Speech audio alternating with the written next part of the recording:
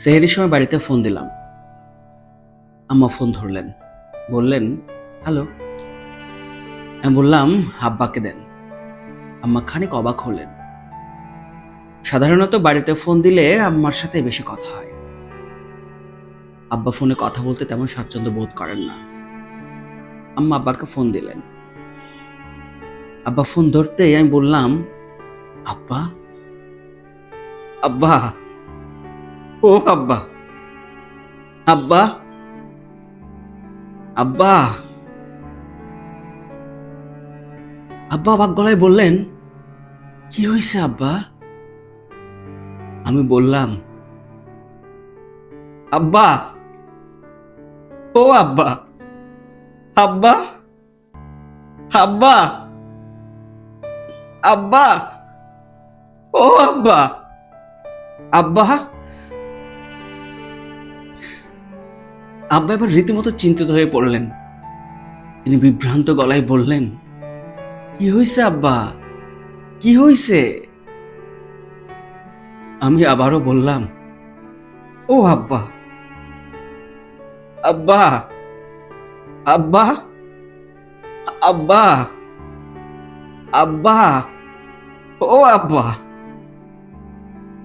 আব্বা বললেন, আব্বা, কি হয়েছে, কি হয়েছে? আমি ফিক করে হেসে দিয়ে বললাম, কিছু হয় নাই, এমনিতেই। অনেকদিন ধরে আপনার ফোন দেই না, কতদিন আব্বা আব্বা বলে ডাকি না। মনে হচ্ছিল আব্বা আব্বা ডাকার জন্য বুকের ভিতরটা শুকায় গেছে।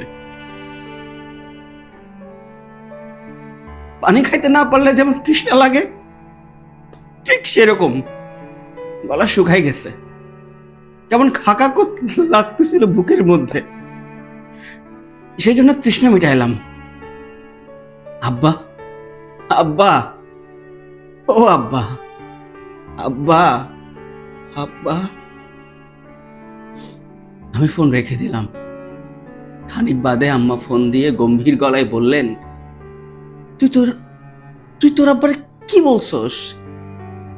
আমি বললাম, কেন, কি হয়েছে? আম্মা বললেন, কি হয়েছে মানে? সেটা তো তুই জানোস। সে ফোন রাখানোর পর থেকে কান্তাছে আর কান্তাছে। নমাজে দাঁড়াইয়া মুনাজাত ধইরা হাউ মাউ কইরা কান্তাছে। কি কইছস তোর আব্বারে? কি বলেছি আমি? আমি হঠাৎ চুপ করে যাই, একদম চুপ। আমার প্রশ্নের কোনো জবাব দেয় না। বসে থাকি নিঃশব্দ। আমার জিজ্ঞেস করতেই থাকেন।